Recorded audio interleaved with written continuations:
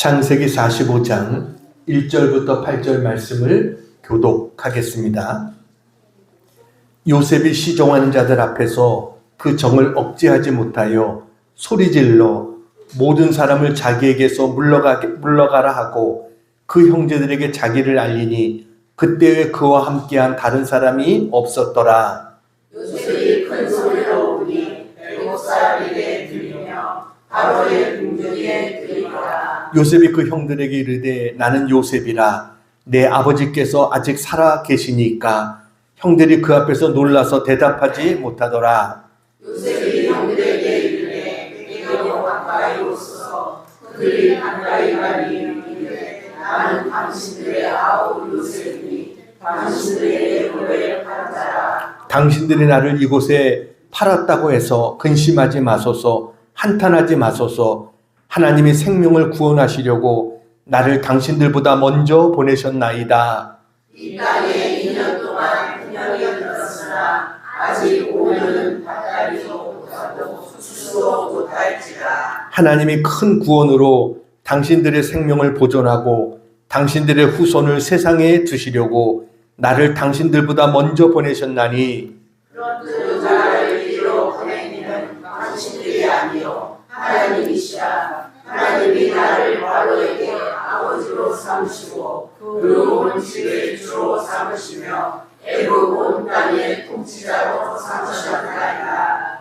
아멘. 할렐루야. 아멘.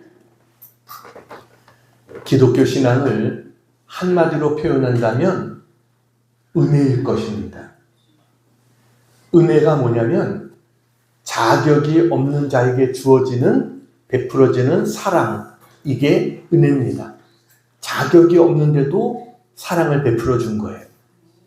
우리가 구원을 받은 것도 하나님의 은혜입니다. 그래서 에베소서 2장 8절에 너희는 그 은혜에 의하여 믿음으로 말미암아 구원을 받았으니 이것은 너희에게서 난 것이 아니요 하나님의 선물이라 라고 했습니다. 그럼 은혜의 반대는 뭘까요? 은혜의 반대는 인간의 힘으로 사는 것입니다.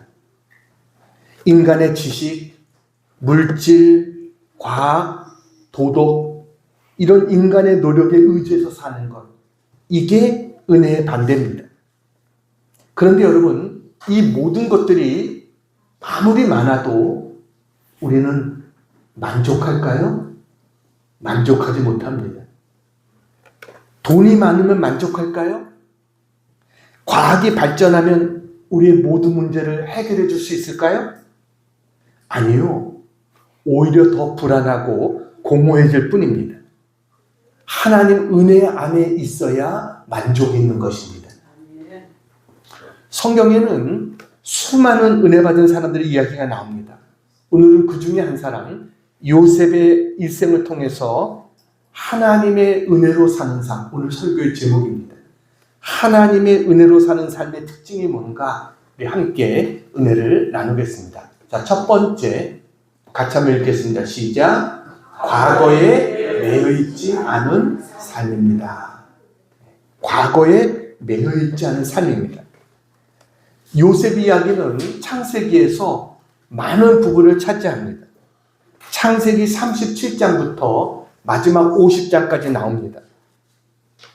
그런데 오늘 이 45장 우리 같이 교독했던 이 부분은 어떻게 보면 요셉 이야기의 절정을 이루는 그러한 부분이다라고 보여집니다.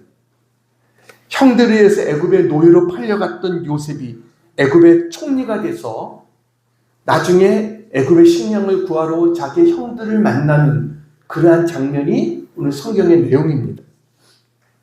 여러분, 요셉에 관한 이야기는 우리가 많이 들어서 어느 정도 잘 알고 있죠. 요셉의 아버지가 누굽니까? 야곱입니다. 야곱에게는 4명의 부인이 있었습니다. 4명의 부인을 통해서 딸 하나와 아들 12를 낳았습니다. 그 중에 요셉은 11번째. 그가 사랑했던 라헬에게서 태어난 사람이 요셉입니다. 그래서 오랫동안 자식을 낳지 못하다가 이 라헬이 아기를 낳자 너무 사랑스러운 거예요. 그래서 요셉에게만 채색 옷을 지어 입혔습니다. 여러분, 쉽게 말하면 형들은 서로 옷도 물려 입고 아니면 시장에서 싼 옷 사서 입혔는데 동생에게는 명품 옷을 입힌 겁니다. 요셉에게만 차별 대우를 한 겁니다. 거기에다 어느 날 이 요셉이 꿈을 꿨다고 꿈 얘기를 하는데 이 형들이 요셉에게 절을 한다는 겁니다. 그러니 그 얘기를 듣는 형들의 마음이 어떻겠어요? 그러다가 창세기 37장에 보면 어느 날 아버지가 요셉에게 심부름을 보냅니다. 창세기 37장 14절입니다. 내 형들과, 거기 같이 빨간 글 읽어볼까요? 시작. 가서 내 형들과 양떼가 다 잘 있는지를 보고 돌아와 내게 말하라. 형들에게 가서 잘 있나 보고 와서 얘기해달라. 굉장히 먼 거리입니다. 형들이 세겜이라고 하는 곳으로 갔는데 세겜까지의 거리만 해도 80km 정도 됩니다. 먼 거리를 심부름을 보낸 겁니다. 이렇게 먼 거리를 요셉이 찾아갔는데 그를 본 형들은 요셉을 죽일 생각부터 합니다. 그래서 요셉을 채색 옷을 벗기고 물이 없는 구덩이에다 집어넣습니다. 여러분, 이때 요셉이 얼마나 살려달라고 사정을 했을까요? 그런데 형들은 요셉을 노예로 팔아버립니다. 그리고 세월이 22년이 지나갔습니다. 그런데 그때 중동 지역에 큰 흉년이 들었어요. 먹을 것이 다 떨어졌는데 애굽에는 식량이 있다는 겁니다. 왜요? 하나님이 요셉을 통해서 준비해놨기 때문에 애굽에 식량이 있는 거예요.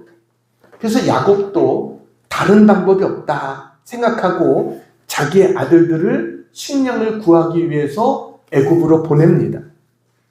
그래서 창세기 42장에 보면 요셉이 형들을 만나게 돼요. 자, 42장 8절입니다. 같이 한번 읽어보겠습니다. 시작. 요셉은 그의 형들을 알아보았으나 그들은 요셉을 알아보지 못하더라. 여러분, 22년 만에 만났어요. 근데 요셉은 한눈에 형들을 알아봤어요. 아, 저기 바로 루벤이구나, 시몬이구나, 유다구나, 딱 알아봤어요. 근데 저도 형들은 요셉을 알아보지 못합니다. 왜요? 네, 노예로 팔아버렸었는데 22년이 지났는데 그 요셉이 애굽의 총리가 되어 있을 거라고는 꿈에서조차 생각할 수 없었죠. 그런데 이렇게 요셉이 형들을 알아봤을 때 성경은 뭐라고 말하냐면 42장 9절입니다. 9절 같이 한번 빨간 글씨 읽겠습니다. 시작. 요셉이 그들에게 대하여 꾼 꿈을 생각하고. 여러분, 요셉은 형들을 봤는데 제일 먼저 든 생각이 뭐냐면 꿈이 생각났다는 거예요. 그들에 대해서 꾼 꿈이 생각났어요. 이게 뭐예요? 하나님께서 정말 그 옛날에 나에게 주던 그 꿈이 이제 이루어졌구나. 이것을 요셉은 생각한 거예요. 나는 총리가 됐고 형들은 나에게 절하려고 왔고 지금 내 앞에서 저렇게 엎드려 있는 형들을 보면서 꿈이 현실이 됐어. 이 생각을 요셉은 한 겁니다. 그러면서 요셉의 마음에 무슨 생각이 들었겠어요? 이 모든 일은 우연이 아니구나 하는 생각이 드는 거죠. 지금 이렇게 형을 만난 것, 이 모든 것이 하나님의 역사구나, 하나님의 은혜구나, 이 생각을 요셉은 하게 되는 겁니다. 그러면서 요셉의 가슴은 뛰었을 거예요. 나를 웅덩이에 던졌던 이 지울 수 없는 마음의 상처, 이 아픔을 준 형들, 그러면서도 한편으로는 또 그리웠던, 보고 싶었던 그 형들. 그런데 요셉은 그냥 값싼 감정으로 형, 내가 요셉이야, 그렇게 형들을 만나려고 하지 않았다는 거예요. 요셉은 지금 형들이 마음이 어떨까? 이것이 궁금합니다. 정말 저들이 변화가 되었을까? 저들이 달라졌을까? 지금은 어떤 생각을 하고 살고 있을까? 내 동생은 베냐민인데 베냐민은 지금 저 형들 밑에서 잘 지내고 있을까? 온갖 생각이 들었을 거예요. 그래가지고 그 모든 것들이 확인하고 싶어졌습니다. 그래서 요셉이 형들에게 말합니다.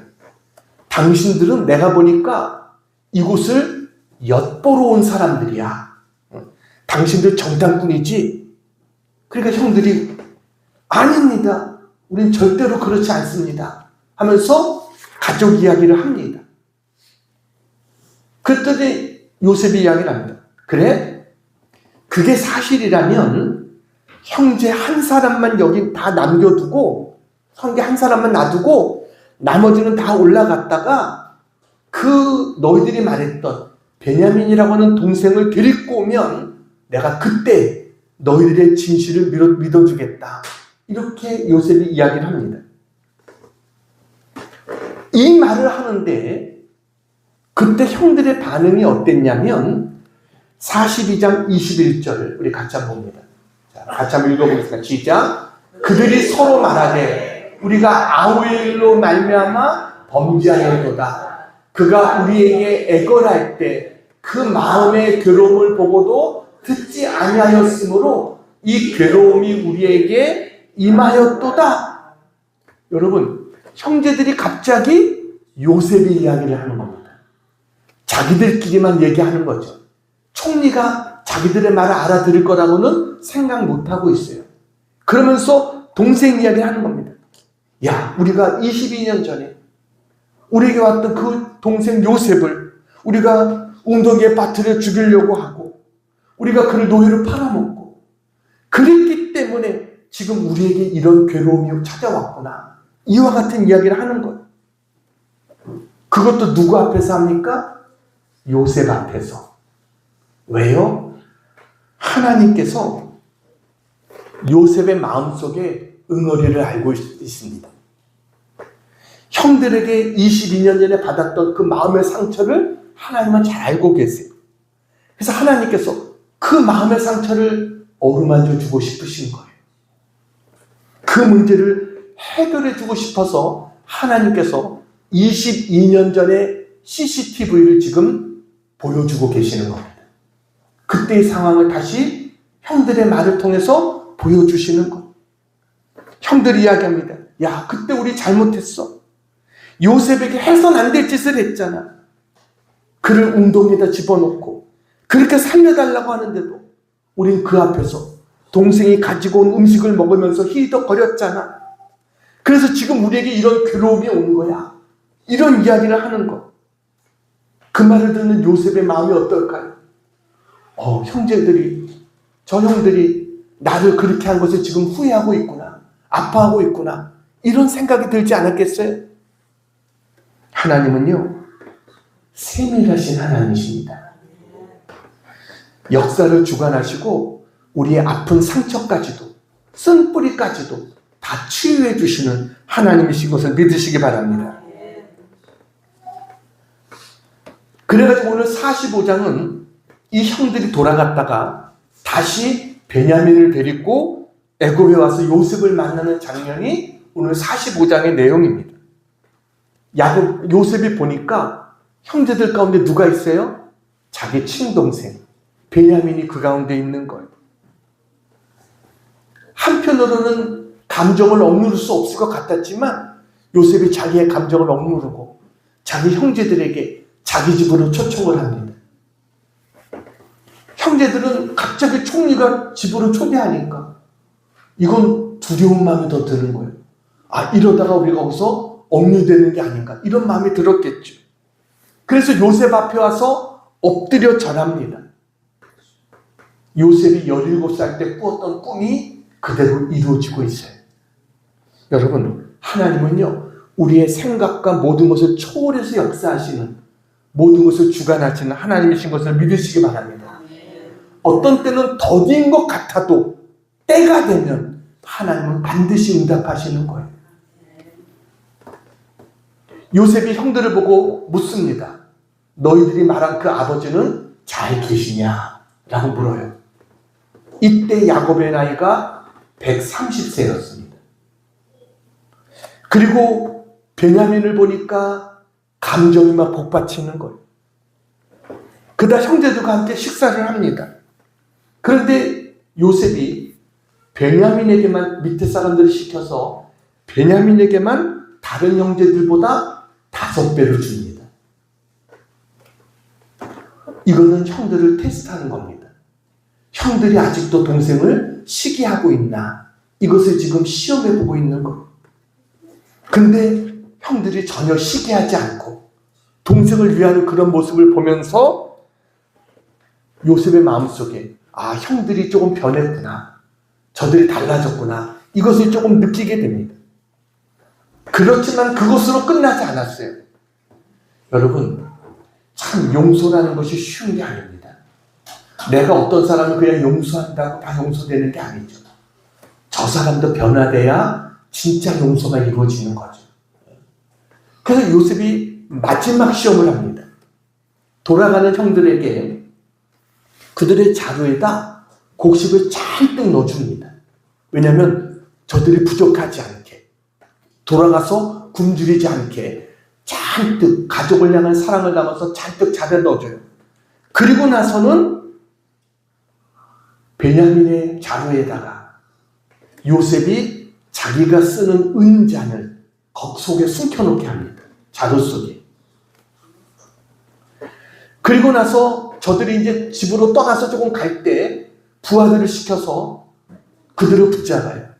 너희들 어떻게 이럴 수가 있느냐? 우리 총리가 너희들에게 얼마나 사랑을 베풀어줬는데 너희들이 총리가 아끼는 물건을 도둑질할 수 있어? 이렇게 도둑질의 누명을 씌웁니다. 그랬더니 그 사람 총들이 뭐라고 말합니까? 만약에 그런 일이 있다면 네게서 발견되든지 그는 죽을 것이요 라고 말합니다. 그리고 가방을 하나하나 다 뒤집니다. 은잔이 누구에게서 나와요? 베냐민의 자루에서 은잔이 나오게 되는 거예요. 형제들은 낙심해버렸어요. 여러분, 그러자 말합니다. 이 사람에게서 나왔으니까 이 사람만 놓고 가라. 베냐민만 놓고 가라. 형제들이요, 이제는 선택의 기로에 놓였어요. 베냐민을 놓고 그냥 식량을 가지고 갈 것인가? 아니면 베냐민과 함께 여기에 남을 것인가? 그러다가 형들이 말합니다. 옷을 찢고 베냐민과 함께 성으로 들어갑니다. 자기들도 다 거기에 종으로 남겠다는 겁니다. 그때 요셉이 너희들 내가 어떤 사람인 줄 알고 내가 얼마나 점도 잘 치고 이런 사람들 너희들 모르고 그랬어? 하면서 형들을 다그칩니다. 그러면서 베냐민 놓고 가라는 거예요. 그랬더니 그때 형제 중에 유다가 나섭니다. 유다가 나서서 한마디를 해요. 저 베냐민은 자기의 아버지 야곱이 특별히 사랑하는 아이입니다. 저 둘은 서로 생명이 서로 연결되어 있습니다. 그러니까 저 아이가 잘못되면 아버지도 죽는 겁니다. 이렇게 이야기를 하는 거예요. 저 아이를 놓고는 갈 수가 없습니다. 제가 대신하겠습니다. 저 아이의 생명을 제가 대신하겠습니다. 유다가 나섭니다. 여러분, 아무리 풀기 어려운 인간 문제가 있다고 하더라도 자기를 희생하면 해결이 되는 겁니다. 자기를 희생하려고 하면 내가 베냐민을 대신하겠습니다. 이것 때문에 유다가 실질적인 장남이 됩니다. 그래서 유태인이 되는 거예요. 오늘도 이스라엘 백성을 유다인, 유태인이라고 부르는 그런 조상이 되어진 겁니다. 그런 형의 모습을 보자 요셉의 마음이 크게 움직였어요. 성경에 보니까 요셉이 정을 억제하지 못하여 그랬어요. 그야말로 눈물이 터졌어요. 요셉이 우는 소리가 바로에게까지 들릴 정도로 그렇게 눈물이 터졌어요. 왜요? 동생 형들이 이 베냐민을 자기처럼 그렇게 생각하지 않고 그래도 베냐민을 아끼고 있구나. 사랑하고 있구나. 이것을 깨닫게 된 거예요. 그러면서 형들 앞에서 내가 요셉입니다. 자기의 신분을 밝힙니다. 여러분, 형들이 얼마나 놀랐을까요? 또 죽이려고 했다가 노예로 팔아버렸던 그 동생이 애굽의 총리가 돼서 자기 앞에 앉아있으니 얼마나 놀랬겠어요. 자기들은 동생을 그렇게 한 것을 속이고 아버지 앞에 가서는 짐승이 동생을 죽인 것처럼 그렇게 그 채색 옷에다 피를 묻혀가지고 짐승의 피를 묻혀가지고 아버지를 속였는데 그 비밀로 했던 그 모든 일이 다 드러나게 생겼잖아요. 이제 우리는 죽었구나 하면서 벌벌벌 떨었어요. 그런데 요셉은 어떻게 합니까? 여러분, 요셉의 마음의 상처가 얼마나 컸겠어요. 애굽에서 22년 동안 있으면서 얼마나 많은 어려움과 고통을 겪었습니까? 자기를 죽이려고 미디안 그 상인들에게 팔아버렸던 그 형들, 요셉이 그것을 잊었을까요? 아니요. 요셉의 가슴 속에 있었을 거예요. 그런데 우리 같으면 어떻게 쓰겠어요? 형들을 용서한다고 하지만 아마 이 말 한마디는 했을 거예요. 형님들, 그때 왜 그러셨어요? 왜 저를 죽이려고 그랬어요? 왜 저를 노예로 팔아버렸어요? 여러분, 그런 말 한마디 던지지 않았을까요? 근데 요셉은 어떻게 해요? 오히려 형들 앞에서 눈물을 흘리면서 형들을 끌어안고 있습니다. 어떻게 이것이 가능할까요? 요셉은 과거에 얽매이지 않았다는 겁니다. 요셉이 과거에 얽매이지 않을 수 있었던 이유가 뭐냐? 5절 말씀 보겠습니다. 5절 같이 한번 읽겠습니다. 시작. 당신들이 나를 이곳에 팔았다고 해서 근심하지 마소서, 한탄하지 마소서. 하나님이 생명을 구원하시려고 나를 당신들보다 먼저 보내셨나이다. 누가 나를 이곳에 보냈다고요? 하나님 보냈다. 8절 봅니다. 8절 같이 읽습니다. 시작. 그런즉 나를 이리로 보낸 이는 당신들이 아니요 하나님이시라. 하나님이 나를 바로에게 아버지로 삼으시고 그 온 집의 주로 삼으시며 애굽 온 땅의 통치자로 삼으셨나이다. 요셉의 결론이 뭐예요? 자기를 이곳에 보낸 것은 형들이 아니라 하나님이 보내셨다라는 것입니다. 그러니까 내게 일어난 모든 일들이 하나님의 뜻 가운데 일어났다는 거예요. 여러분, 이런 믿음을 가지고 사는 사람이 하나님의 은혜로 살아가는 사람입니다. 그럴 때 우리는 과거에 얽매이지 않게 되는 거예요. 근데 반대로 형들은 어떻습니까? 형들은 계속 과거에 얽매여 있습니다. 요셉 앞에서 서로 자기들끼리 이야기할 때도 요셉의 일 때문에 그들은 얼마나 후회하고 있어요. 그러다가 창세기 50장에 보면 야곱이 죽습니다. 야곱이 죽자 형들의 마음속에 두려움이 또 생겼어요. 야, 야곱이 우리들을 살려둔 것은 아버지 때문인데 아버지가 죽었으니 이제 우리를 그냥 두겠느냐. 그래서 요셉 앞에 찾아옵니다. 그러면서 형들이 아버지의 유언이라고 뭐라고 말합니까? 50장 17절입니다. 자, 빨간 글씨 같이 읽겠습니다. 시작. 내 형들이 내게 악을 행하였을지라도 이제 바라보는데 그들의 허물과 죄를 용서하라 하셨나니 당신 아버지의 하나님의 종들인 우리 죄를 이제 용서하소서. 아버지가 저렇게 말했다는 겁니다. 저렇게 말했을까요? 아무도 모릅니다. 알 수 없어요. 그러나 형들이 요셉 앞에 와서 저렇게 지금 이야기하고 있는 겁니다. 그러면서 18절 보시기 바랍니다. 18절 빨간 글씨 시작. 우리는 당신의 종들이니이다. 형들이 우린 당신의 종입니다 라고 말합니다. 이것을 보면 저들이 애굽에 와서 17년이라는 세월을 보냈지만 아직도 과거에 매여 있다라는 것을 알 수 있어요.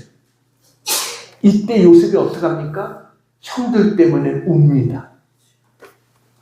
여러분, 얼마나 형들이 측은히 여겨졌겠어요. 그래서 요셉이 형들에게 19절부터 21절입니다. 같이 한번 읽겠습니다. 시작. 요셉이 그들에게 이르되 두려워하지 마소서. 내가 하나님을 대신하리까. 당신들은 나를 해하려 하였으나 하나님은 그것을 선으로 바꾸사 오늘과 같이 많은 백성의 생명을 구원하게 하시려 하셨나니 당신들은 두려워하지 마소서. 내가 당신들과 당신들의 자녀를 기르리이다 하고 그들을 간곡한 말로 위로하였더라. 아멘. 이게 바로 요셉입니다. 요셉은 과거에 매이지 않았습니다. 형들을 만난 다음에도 17년 동안 있으면서 좋은 일도 있고 좋지 않은 일도 있었을 거 아닙니까? 그래도 한 번도 과거의 길을 꺼내지 않습니다. 이게 요셉입니다. 우리 같으면 한 번이라도 그때도 나한테 그랬잖아 이런 말 나올 수도 있을 것 같은데 요셉은 그렇지 않아요. 과거를 깨끗이 잊어버렸어요. 이게 요셉이에요. 여러분, 하나님의 은혜로 사는 삶, 첫 번째는 뭐냐? 과거에 매여있지 않은 삶이다. 아직도 과거에 매여있는 문제가 있는 분들이 계십니까? 여러분, 과거는 과거일 뿐입니다. 우리 이사야서 43장 18절 19절 같이 한번 읽겠습니다. 시작. 너희는 이전 일을 기억하지 말며 옛날 일을 생각하지 말라. 19절. 보라, 내가 새 일을 행하리니 이제 나타낼 것이라. 아멘. 성경은 우리에게 말합니다. 이전 일을 기억하지 말고 옛날 일 생각하지 말라. 근데 우리는 어때요? 섭섭한 거 있으면 마음속에 죽을 때까지 안 잊혀집니다. 그게 새겨져 가지고 좋았던 일은 다 잊어버려요. 잘한 것은 다 잊어버려요. 근데 섭섭한 그거 하나는 그게 꽁해가지고 그게 안 잊혀지는 거. 이게 우리들 아닙니까? 여러분, 우리는 과거에 매여있는 그런 삶이 되어서는 안 될 줄로 믿습니다. 자, 두 번째, 하나님 은혜로 사는 삶은 뭐라고요? 현재에 충실한 삶입니다. 현재에 충실한 삶입니다. 창세기 37장에 보면 그 아버지 야곱이 요셉에게 심부름 보냅니다. 세계에 있는 형들에게 형들이 잘했는지 알아보고 오라고. 근데 요셉의 입장에서는 형들이 자기 미워하는 거 알겠어요? 모르겠어요? 눈치가 얼마나 빠른데 그거 모르겠습니까? 다 알죠. 그래도 아버지 말씀에 순종해서 세겜까지 갑니다.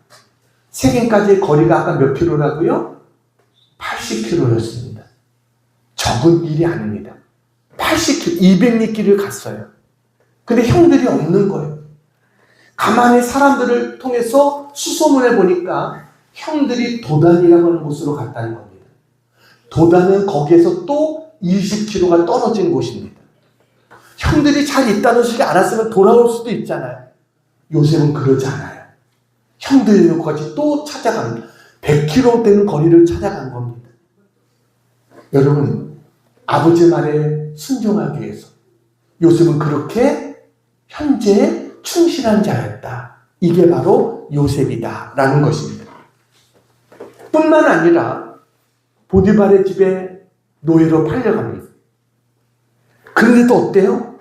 그렇게 아버지의 사랑을 받았던, 부모님의 사랑을 받았던 자리에서 하루아침에 노예의 신세가 됐지만 요셉은 자기의 신세를 한탄하거나 원망하지 않았어요.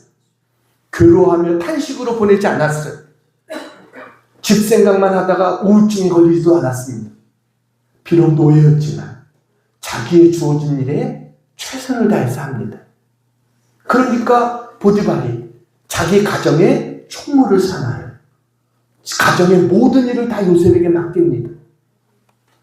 요셉이 이렇게 할 수 있었던 이유가 뭐냐? 창세기 39장 2절입니다. 같이 한번 읽겠습니다. 시작. 여호와께서 요셉과 함께 하심으로 그가 형통한 자가 되어, 요셉이 형통한 자가 됐다는 거예요.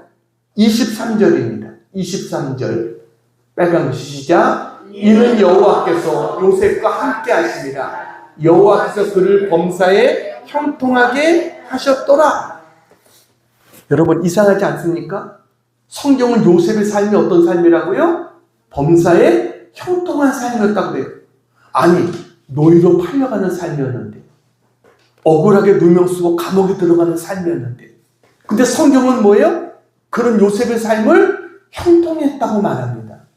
그러니까 우리가 생각하는 형통과 하나님의 말씀하신 형통이 다르다는 거예요. 우리가 생각하는 형통은 내가 생각한 대로 모든 일이 다 잘 되는 것, 이게 형통입니다. 그런데 하나님이 생각하는 형통은 뭐예요? 성경이 말하는 형통은 뭐냐면 하나님이 함께 하시는 것, 그게 형통이다. 내가 어디에 있든지 무엇을 하든지 그게 중요한 게 아니에요. 하나님이 함께 하시면 그 삶은 바로 형통한 삶이다. 비록 인신매매를 당해서 팔려가고 억울하게 누명 쓰고 감옥에 들은 것 같아도 여러분 그 가운데 하나님이 함께하고 계시는 그의 삶은 뭐예요? 형통한 삶이다. 이게 성경이 우리에게 말하는 것이에요. 왜요? 그 길이 바로 앞에 가는 지름길인 거예요. 요셉이 애굽의 총리가 될 수 있도록 훈련을 받고, 그리고 바로 앞에 설 수 있는 총리의 자격을 갖출 수 있는 그 훈련받는 길이었다는 거예요. 여러분, 그래서 우리는 어떠한 일이 있어도 내 삶의 환경이 중요한 게 아니라 가장 중요한 것은 하나님이 함께하는 것이다. 이것을 믿고 우리의 현재에 낙심하거나 원망하거나 불편하는 게 아니라 충실한 그런 우리의 모든 삶이 되기를 축원합니다. 그럼 하나님께서 우리를 은혜 가운데 인도해 주시는 삶이 될 줄로 믿습니다. 세 번째, 하나님의 은혜로 사는 삶은 세 번째 뭐예요? 미래를 소망하는 삶입니다. 미래를 소망하는 삶입니다. 요셉은 우리가 요셉하면 제일 먼저 떠오르는 게 꿈꾸는 자잖아요. 근데 요셉은 꿈을 꿨어요. 그러나 그 꿈이 나의 욕망을 이루기 위한 꿈이 아니라 하나님 주신 꿈을 꿨던 거예요. 그래서 요셉은 오늘 7절에 뭐라고 말합니까? 7절 같이 한번 읽겠습니다. 시작. 하나님이 큰 구원으로 당신들의 생명을 보존하고 당신들의 후손을 세상에 두시려고 나를 당신들보다 먼저 보내셨나이다. 이 말은 뭐예요? 하나님 우리를 구원하기 위해서 나의 꿈을 이루어 주셨다. 이게 요셉의 고백입니다. 아까 요셉이 형들을 처음 만났을 때 그가 자기가 꾼 꿈을 생각하고 그랬잖아요. 22년이 지났지만 요셉은 꿈을 잃지 않았어요. 늘 그 꿈을 기억하고 있었다는 거예요. 그런데 여러분, 요셉의 꿈이 형들이 자기 앞에 와서 엎드려 절하는 것, 그게 전부가 아니었습니다. 요셉의 꿈은 그것이 끝이 아니에요. 창세기 50장 24절을 보면 요셉이 죽기 전에 형들에게 유언을 합니다. 같이 한번 읽어보겠습니다. 시작. 요셉이 그의 형제들에게 이르되 나는 죽을 것이나 하나님이 당신들을 돌보시고 당신들을 이 땅에서 인도하여 내사 아브라함과 이삭과 야곱에게 맹세하신 땅에 이르게 하시리라 하고, 요셉의 꿈은 뭐예요? 애굽에서 우리가 잘 먹고 잘 사는 것, 우리 모든 가족들이 여기서 부유하고 잘 사는, 이게 꿈이 아니었다는 겁니다. 요셉의 꿈은 하나님이 약속해 주신 땅, 아브라함과 이삭과 야곱에게 맹세하신 땅, 그 땅에 가서 사는 것, 이게 요셉의 꿈이었던 거예요. 그래서 25절에 요셉이 뭐라고 말합니까? 25절 빨간 글씨 읽습니다. 시작. 하나님이 반드시 당신들을 돌보시리니 당신들은 여기서 내 해골을 메고 올라가겠다 하라. 반드시 돌아가게 될 거라는 겁니다. 그때는 어떻게 하라고요? 내 해골을 가지고 올라가라. 자기는 여기 묻혀있지 않겠다는 거죠. 하나님이 약속의 땅에 가는 것, 이게 내 꿈이고 소원이다라는 거예요. 그래서 이스라엘 백성이 애굽 땅에서 430년을 지냅니다. 그러나 나중에 430년 만에 모세에 의해서 출애굽할 때 요셉의 해골을 가지고 올라가게 됩니다. 430년 이후에 일어날 그 일을 요셉은 꿈꾸고 있는 거예요. 여러분, 요셉은 미래에 대한 소망이 있었습니다. 그것은 하나님이 약속하신 땅에 대한 소망이에요. 이것은 믿음에서 나온 것입니다. 그래서 히브리서 11장 22절 같이 한번 읽겠습니다. 시작. 믿음으로 요셉은 임종시에 이스라엘 자손들이 떠날 것을 말하고 또 자기 뼈를 위하여 명하였으며, 이 모든 게 뭐라고요? 믿음으로. 믿음이 있었기 때문에, 소망이 있었기 때문에 요셉은 이와 같이 부탁을 한 거예요. 여러분, 우리에게도 이 소망이 있기를 축원합니다. 이 땅에서의 삶이 우리가 끝이 아니에요. 이 땅의 삶 잠깐입니다. 여러분, 성경은 순식간에 지나가는 안개 같은, 이게 이 땅의 삶이라는 것. 그러나 이 땅의 삶이 끝이 아니라 우리에게는 뭐예요? 영원하신 것이 있어요. 하나님 안에는 영원한 삶이 있습니다. 영원하신 하나님, 일비하신 하나님 나라, 거기서 살 것을 우리는 소망하면서 살아가는 우리 모두가 되어야 될 줄로 믿습니다.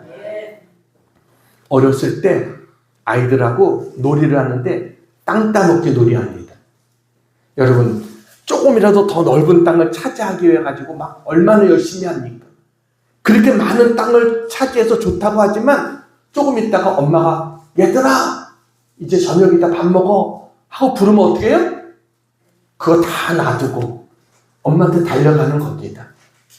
우리 인생이 똑같은 거예요.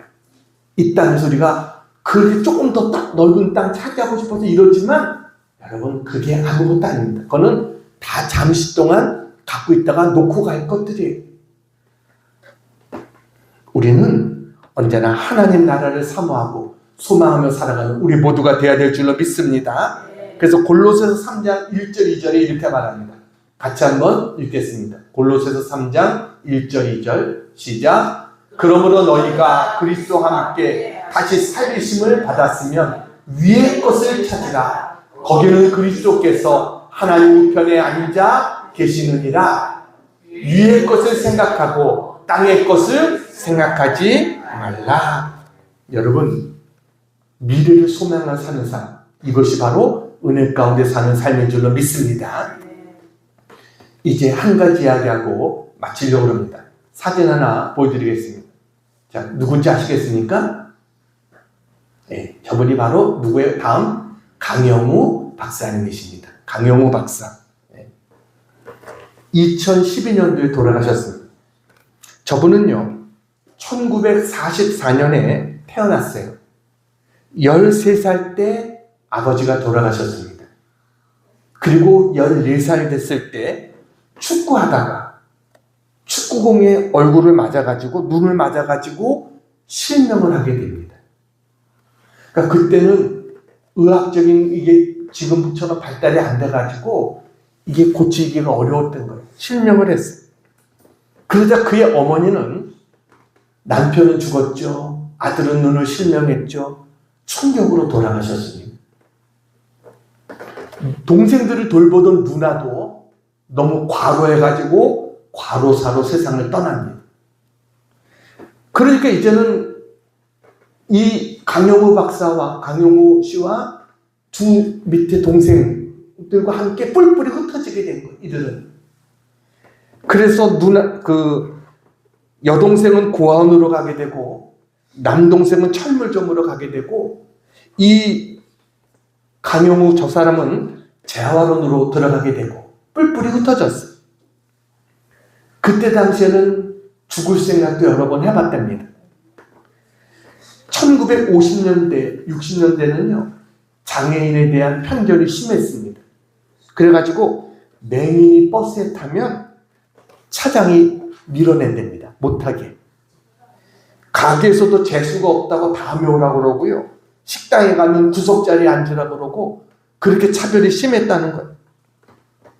그래서 방황하던 저 강경호에게 어느 날 목사님이 갖지 못한 한 가지를 불평하기보다 갖고 있는 10가지를 감사하자. 이 설교를 듣고 힘을 얻어서 마음을 고쳐먹었답니다. 갖지 못한 한 가지를 불평하지 말고 갖고 있는 10가지를 감사하자. 그래가지고 맹아학교에 입학했어요. 그때 자원봉사자였던 여대생을 만나게 됩니다. 숙명여대 다니고 있었던 석은옥이라고 하는 여인입니다. 석은옥. 그녀가 손을 잡아주고 위로를 해주는 거예요. 영어도 가르쳐주고. 이 석은옥이라고 하는 이 여인은 숙대를 졸업하고 미국 유학을 또 다녀옵니다. 여러분, 그때 당시에는 외국 나가기가 거의 불가능할 그런 때입니다. 근데 외국에 가서 유학을 하고 온 거예요. 또 와가지고 고등학교에 다니고 있었던 저 강영우, 저분을 또 만나서 또 그를 도와주는 거예요. 그래서 몇 년이 지나고 나서 물었답니다. 누나, 그 숙대 다녔던 그 바로 서근옥이라고 하는 사람 누나거든요. 누나, 시집 왜 안 가? 시집 가야지. 그랬더니 누나가 내 걱정하지 마 라고 그러더래요. 근데 그때 뭔가 느껴지는 감정이 있었다는 거예요. 그래가지고 누나, 나하고 같이 살면 안 돼? 함께 아름다운 세상을 만들자. 이렇게 이야기를 했답니다. 그 말에 누나의 마음이 움직여진 거예요. 그러니까 여러분, 이거는 생각할 수 없는 일이라는 거죠. 생각해 보세요. 당시 숙대 다니고 있었던 그 여자가, 여러분, 자식도, 그 여자 측의 집안은 아주 좋은 집안이에요. 그래서 유학까지 보낼 수 있었던 아주 괜찮은 집안인 거예요. 근데 이 아이의 집안은 뭐예요? 부모님도 없잖아요. 정말 거기다 앞도 보지 못하는 맹인인데, 여러분, 어떻게 그런 아이와 좋아하고 결혼할 수 있겠어요? 주위에 있는 여자친구들의 친구들은 다 미쳤다. 그러면서 정말 얼마나 많은 얘기들 했겠어요. 근데 하나님이 좋아하게 하시니 또 어떡합니까? 하나님이 마음에 들게 하시고 하나님이 좋아하게 하시니까. 그러니까 나중에 이 여자가 이 강영구 좋아진 거예요. 그래가지고 강영구는 온갖 노력 끝에 연세대학교 교육학과에 입학을 하게 됩니다. 연세대학교를 졸업하고 나서 1972년에 국제 로타리 재단으로부터 장학생으로 뽑혀가지고 미국 유학기를 오르게 됩니다. 그런데 그때 당시에 문교부에서는요, 그때는 옛날에 교육부였나요? 그때는 이 장애 있는 자들을 유학 못하게 했어요. 나라 망신이라고. 그런데 강력하게 요청을 하니까 결국은 저 강영우 저 사람이 유학 가는 일에 허락을 해줍니다. 우리가 1호입니다. 그래가지고 장애인은 유학 못하는 조항이 폐지돼 버렸어요. 저 강영우 때문에. 그래서 그는 대한민국 장애인 최초 정규 유학생이 되어서 대한민국 최초 장애인 박사가 되어진 겁니다. 그리고 일리노이 대학의 교수가 됩니다. 일리노이 대학도 3년 만에 졸업을 한 거예요. 이분이 얼마나 열심히 공부했으면. 그리고 그 학교의 교수가 됐어요. 그리고 거기에 있으면서 CNN 방송에도 나오고 책도 쓰고 하니까 이 방송에 나온 것과 책을 누가 보게 됐냐면 미국의 부시 대통령이 보게 된 겁니다. 그리고 나서 저 강영우 한번 만나보고 싶네. 이래서 만나게 된 겁니다. 그래가지고 2001년부터 2009년까지 부시 행정부에서 백악관 국가장애위원회 정책 차관보로 일하게 됩니다. 유엔 세계장애위원회 부의장을 하게 되고요. 루즈벨트 재단 고문으로서 7억 명 가까운 세계 장애인들의 복지 향상을 위해서 힘쓰게 된 거예요. 그 결과 그는 127명, 나라를 위대하게 했던 127명 중에 선정이 되고요. 2008년도에는 국제 로터리 인권상을 수상하게 됩니다. 그리고 그에 관한 이야기가 우리나라 초등학교 책에 실리게 됩니다. 그리고 드라마에도 나오게 되고요. 영화로도 나오게 되고 그에 대한 이야기들이 그렇게 세상에 알려지게 된 겁니다. 자식들도 잘 키워서 자식들도 훌륭하게 일하는 사람들 사진 하나 보여주세요. 자, 사진 그 앞에 다른 사진 바로 부인입니다. 아까 말했던 그 연상의 부인 함께 찍은 그런 사진입니다. 그래가지고 강영우 박사가 2011년도 11월 달에 췌장암 말기라는 선고를 받게 됩니다. 의사는 그에게 수술을 하면 2년 더 생명을 연장할 수 있다고 이야기했어요. 그런데 저 강영우 박사는 나는 목숨을 연장하고 싶지 않다고 거절했습니다. 그리고 가까운 지인들에게 난 앞으로 죽을 것이다 를 알립니다. 그러면서 내가 죽어도 안타까워하지 말라는 편지를 씁니다. 작별 편지를 썼는데 뭐라고 썼냐면 이렇게 썼어요. 저는 신앙인입니다. 죽음 이후에 다음 세상을 믿는 사람이죠. 저에게 천국은 희망과 영광이기에 생명 연장하는 일에 낭비하고 싶지 않습니다. 시력을 잃은 것은 저에게 축복이었습니다. 그 덕분에 더 열심히 살 수 있었습니다. 장애라는 것을 지옥으로 생각하면 그대로 됩니다. 그러나 그걸 축복으로 여기면 놀라운 일이 생기죠. 무엇보다 만남의 축복이 옵니다. 그동안 감사했습니다. 이런 편지를 썼어요. 그리고 그가 쓴 책입니다. 다음 사진을 보여주세요. 뭐라고 썼어요? 내 눈에는 희망만 보였다. 이게 그가 쓴 책입니다. 내 눈에는 희망만 보였다. 여러분, 우리의 눈에 희망만 보일 수 있기를 축원합니다. 우리는 소망이 있는 자들입니다. 세상 사람들과 다른 자들이에요. 그래서 우리는 천국의 소망이 있어요. 오늘 요셉이 하나님 은혜로 삶을 살았습니다.